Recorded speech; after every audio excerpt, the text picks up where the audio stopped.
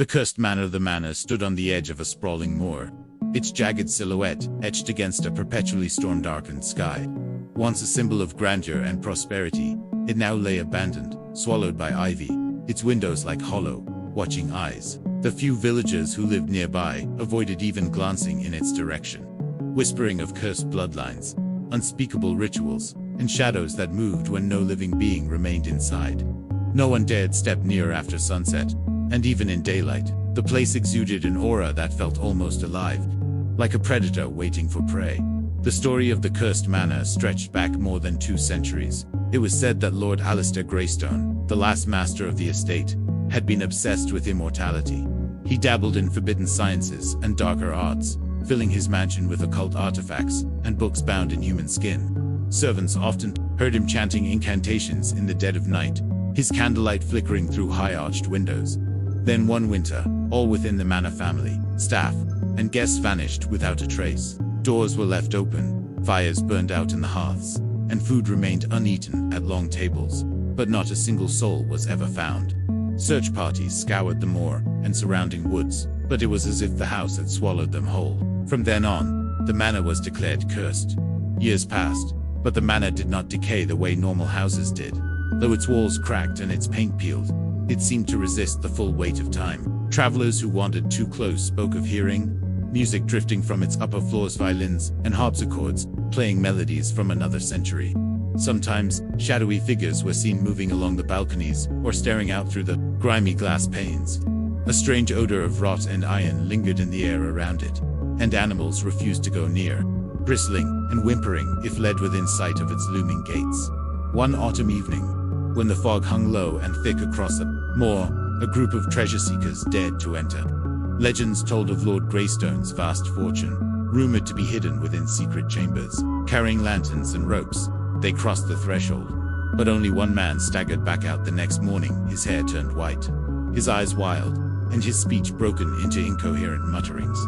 He raved of walls that shifted like a maze, staircases that led into nothingness, and mirrors that showed him reflections, not of himself, but of someone else.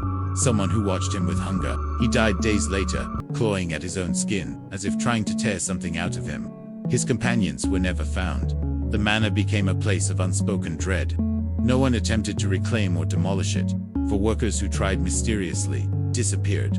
One family that inherited the land refused even to set foot on the property, eventually abandoning their claim. Over time, the estate seemed to brood, its aura thickening with every generation that passed.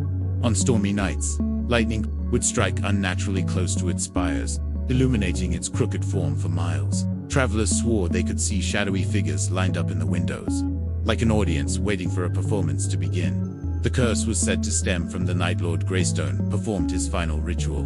His journals, smuggled out by a terrified servant before the disappearance, spoke of summoning a presence not of this world, a being of pure darkness bound by blood sacrifice. In exchange for eternal life, he promised his family and staff as offerings.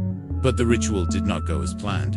Instead of granting him immortality, the entity tethered itself to the manor itself, merging with its walls, floors, and foundations. Every soul that entered from then on was absorbed into the house, becoming part of its restless congregation. The manor was no longer a home. It had become a living tomb, a prison for echoes of the damned dot inside.